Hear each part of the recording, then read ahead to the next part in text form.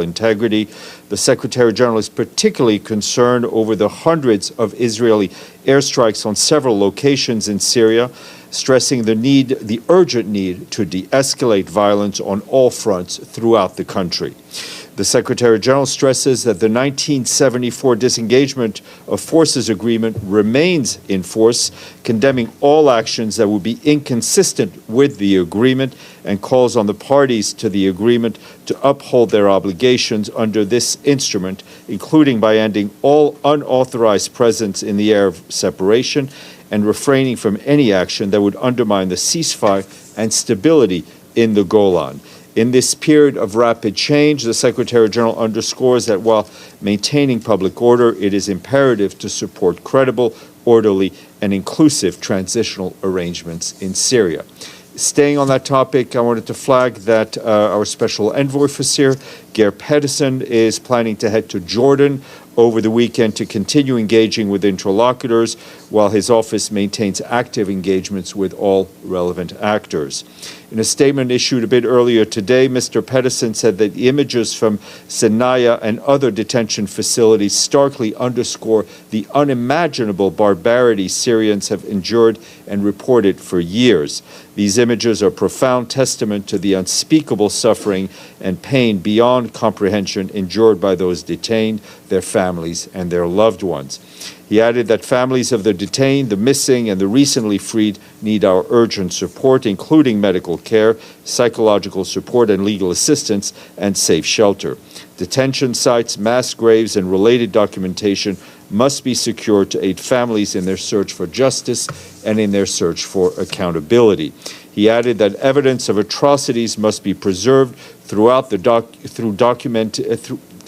thoroughly documented to ensure accountability under international humanitarian law.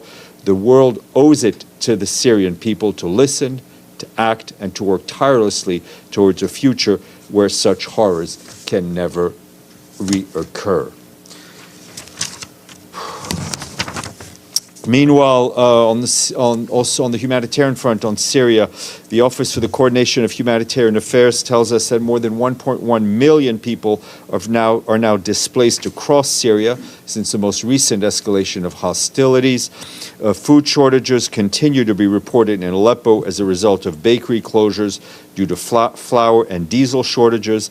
Vegetable supplies are limited, electricity outages persist in some neighborhoods, and fuel prices remain high.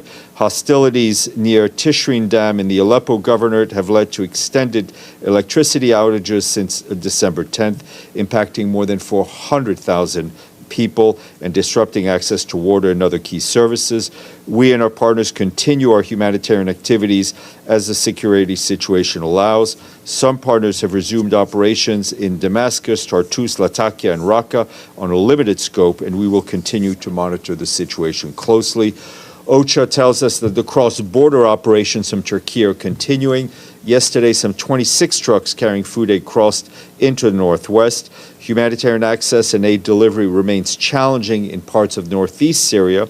In Raqqa, Tabqa, Hasake, and Derek are experiencing movement restrictions due to checkpoints and reports of looting also continuing in those areas. Despite the challenges and as security allows, we and our partners provided food to more than 700,000 people in northwest Syria since the escalation of the most recent hostilities. And in the northeast, more than 40,000 displaced people are staying in around 200 collective centers.